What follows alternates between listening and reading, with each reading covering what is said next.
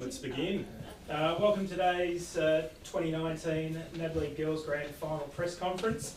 The Grand Final will be played this Saturday here at Icon Park, May 25, between the Northern Knights and the Calder Cannons at 2 p.m. With us today, Gabby Newton, captain of the Northern Knights, and Marcus Abney Hastings, the coach. And from the Calder Cannon, Georgia Patrikios, the captain, and assistant coach Troy Newton. Making their way through to the grand final, Calder defeated the Geelong Falcons last weekend in the prelim by 35 points, and the Northern Knights defeated the Eastern Rangers by 6 points. The grand final this weekend will be live streamed via the NAB League app, and we'll also have live champion data stats via the app as well. We welcome our guests here today, we welcome the media, and we now open it up to the media for the press conference. Marcus, last year obviously you experienced the grand final, the build-up. How do you compare it to this year? I think any grand final build-up's different. I think last year with a young group, probably not too dissimilar to what Calder are facing this year. Our group's a little bit more measured this year and know what to expect come 2 o'clock Saturday. So we've seen a real growth with our girls around that and just being calm and present within the moment. So that's been a distinct difference between the two years, definitely. Gabby, do you feel like the players are driven by the defeat that happened last year? You want to turn it around this year? Yeah, absolutely. We know what it's like to be on the other side of the equation on the grand final day. So we definitely don't want that to happen again this year. So definitely extra fuel to the fire. What do you think has been different in the way the Knights have played this year to last year? To be honest, I think this year it's been more of like a slow build-up of our game. We probably weren't playing the way we wanted to at the start, but eventually now that we're getting into the later stages of the season, we're playing our game, whereas last year I think we were like just really good from the start. So, yeah, that's been a bit different. Gabby, what does top-level Knights footy look like? What should we expect on the weekend? Big running game. We've got a few good wingers, hopefully, to contest George here. But, yeah, fast and hard-hitting.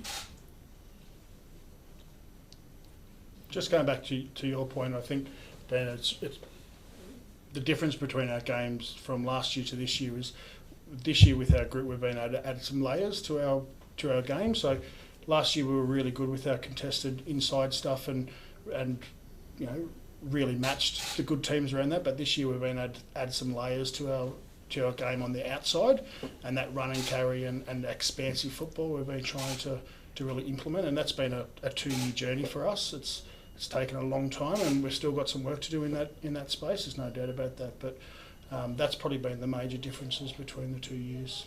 And do you think being tested on the scoreboard in the prelim final will do the side really well? Because you've had some big wins leading into finals. Yep, absolutely. So that was a really good result for us. It really showed the character of our group. But I would say in every game, regardless of what the scoreboards look like, we've had some challenges along the way. Let it be weather early in the year, conditions, or really good opposition. So the scoreboard factor was different for us on Saturday, but we've definitely been challenged throughout the year. Troy, fairly comprehensive win over Geelong, who were one of the benchmark teams of the competition over the last few years. What was most pleasing from your end? Probably our defensive effort. We knew defensively we could do the job on them. Even when we played them a few weeks prior, we kept them to 20 points. So we knew defensively we can restrict their scoring, but I just thought our defenders really, every time we got challenged, they just repelled the attack, and some of our ball movement and some of our younger players standing up was real good. It was a team effort. We had everybody contributing on the day, and that's why we got the result we did. Georgia, do you see this as a bit of a free hit maybe? Obviously a bit of an upset in the prelim and now taking on the minor premiers? Yeah, obviously it's good getting the win, but yeah, like you said, it was a bit of a shock. Well, not to us, we sort of knew we had it in us, but yeah, it will be good coming up against the Knights and showing them what we can do. And the question was asked obviously of the Knights, how they used last year's experience. Yourself and a few of the Cannons players played in a premiership a couple of years ago. How different is it this time around? I think it's a lot different. This time it's actually a grand final, whereas last time we just finished on top of the ladder, so it will be fresh for a lot of the girls, and yeah, it'll just be a new experience for a lot of us. And Troy, in terms of obviously the final series, I'm guessing you're pretty happy about it, finishing third and then... Oh, well, yeah, obviously it's why you play football and what you want to do, but what we're most pleased about, I guess, is how far the players have come from when we started training in November and their development. I think we've got 11, 16-year-olds on our list, or 15 going on 16, and 7 or 8 of them have played every game and been amongst our better players. And what we've been able to do is develop them and develop all our players and make them multi-positional players, which has really helped our team as well. So, yeah, look, we're just real excited about this week, and we just want to see what the players bring, and they're up to the challenge, so we're confident going into the game. And have they developed faster than you might have anticipated at the start? Some of them definitely. Like, we've even got a few 17-year-olds that probably haven't had much exposure and so forth, and they were on our list last year purely looking at this year and the year after. And, they just go about their job every week and do some real good things, and obviously some real good bottom age talent, and then some quality top ages like GP sitting next to me here. So we've got a real balanced list, and, players that can just do their role when we need them to. One for both the captains, who are you kind of looking at on the other side of the coin to try and shut down perhaps and win the game? Well, obviously Calder have a few extremely talented players who stand out week on week, but I think they've got a really even spread and they have to have made it this far. So there'll be some interesting matchups, but I think we'll give everyone respect and then also play our game on top of that. Yeah, I sort of agree with Gabby. They obviously have a good list, good spread of talent, and we'll just go into the game just as we usually do. Obviously, can identify some players and have some matchups on them, but yeah, we're going in to play our style. Marcus, speaking generally, how have you seen the competition evolve over the last few years? I think we've seen a real increase. So just with the fundamental stuff, even from last year, you see the teams that have really come up this year, including Calder, Bendigo, the Stingrays, Oakley.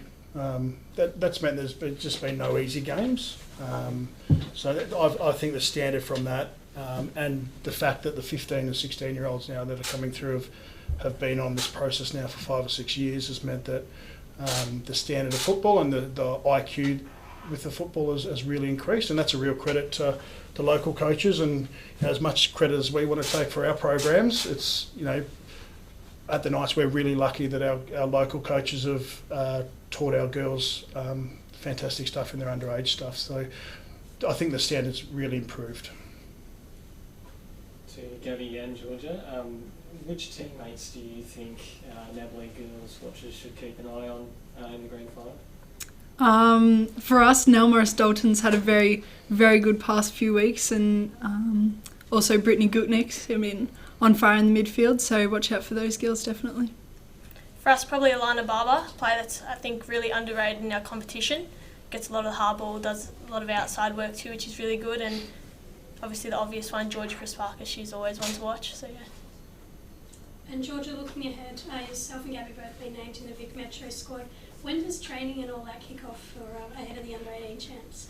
So we will play on Saturday, and then we have our first session the day after on the Sunday, so Wow. we'll kick off, yeah. So not much of a celebration then if you get over the line? Yeah. Still need a celebration, I think,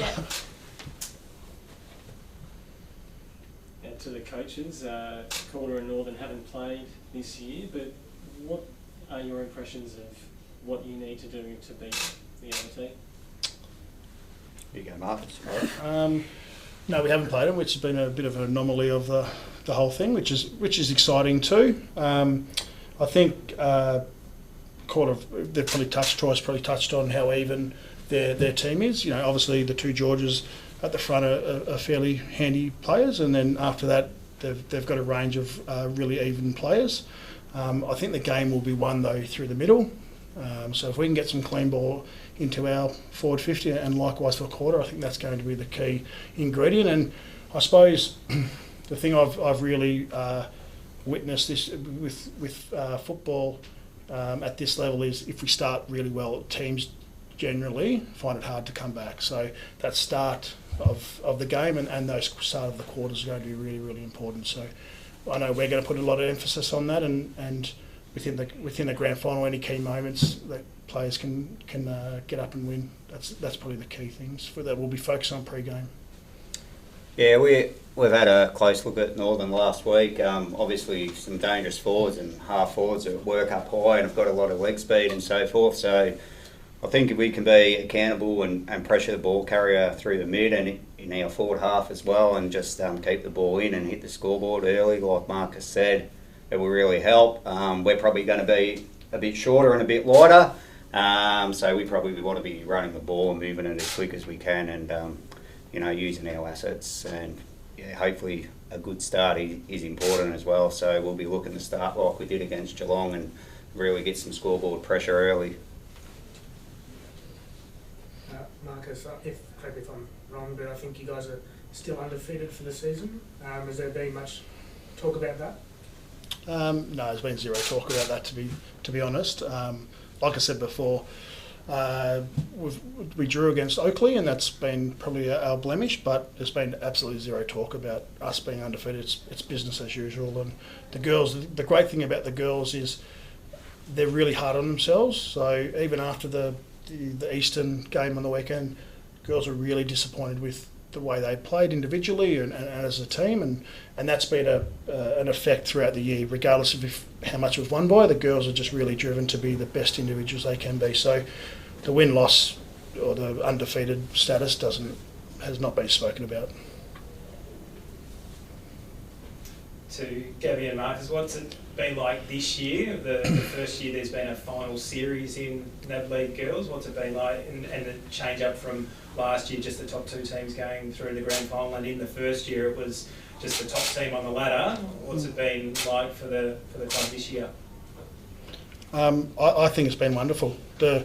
Anyone who went to Dandenong on Saturday would have seen two fantastic games of football, and the day was a wonderful day. It was a wonderful venue, but it was just wonderful football. So it gave 100 girls a chance to strut their stuff in front of a really big crowd and things. So I think it's been really beneficial and wonderful. Yeah, for the playing group, it's just so exciting to be able to play an extra week, to be honest, because the season, it goes by so quick. So then to have that extra final, it's just been extra time to spend with each other and extra time to play footy. So it's been awesome.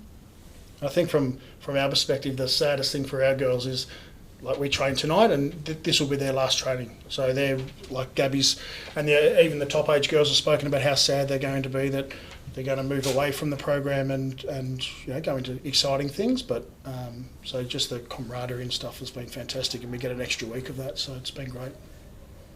For both the coaches, how many top ages are we looking at that are potentially playing their final game in the NAB League Girls this weekend? We have 8, so that's all we brought into the season, and we were pretty dynamic with choosing our top ages and made some really tough decisions at the back end of pre-season about which top ages we wanted to bring in. So all 8 will be playing with us on Saturday. Yeah, I think we're similar. We'll pick our side tomorrow night, so we haven't finalised our side yet, but I think we've got 9 on our list. I think 8 played last week. Similar in regards to the list, we had players this year that were part of the 2017 season that actually didn't make our list just because the talent's improved so much and there's so much pressure on them, and the younger players coming through were a bit ahead of them. So, unfortunately for them, they didn't make the list. But we've got a few 17-year-olds and our top ages. Yeah, they're a bit sad that same thing. It's they're not going to be in that environment anymore, but. Hopefully some of them move on to bigger and better things, and if not, they just go back to their local clubs and share what they've learnt through the last few years that they've had with us. For both the captains, it must be great to see a number of former teammates on the list last year. They've gone on at the end of last season, drafted to AFLW and making an impact at that level. It's pretty surreal to see people you've played with make it to that level, and I guess it just makes it more like real, that it's happening. So it's really exciting to see them do bigger and better things, especially for Press Parkes, obviously. So yeah, we had Press Parkes drafted last year, and just unreal to be able to play with her. Like, she's such an amazing footballer. I've just learnt so much, not even just on the field, like even her off-field leadership stuff. She's really taught me a lot, and she's also had an effect on just the whole group as a whole. So yeah, it's been good to see her achieve great things, and even the girls that we versed in the competition having amazing seasons. So yeah, it's really good. And for both the captains, what's the rest of the week look like for you? School. Yeah, training tonight, and then just trying to get ready for Saturday, I guess. Yeah. Yeah, for me, I've got uni for the rest of the week, and then got training tomorrow night. There will be a lot of nerves, I think, throughout the week, but yeah, it's an exciting week to be a part of. Any final questions? Thanks to everyone for their attendance today. Also, thank you to our live stream audience tuning in via the NAB League app and also website to view it. As we mentioned, the NAB League Girls Grand Final this Saturday here at Icon Park, 2 p.m. start, free entry. And for those that can't make it to the game, it will be live streamed via the app with live stats via the app as well. A very big thank you to our panel today, and best of luck for Saturday. Thank you. Thank you. Yes, thanks.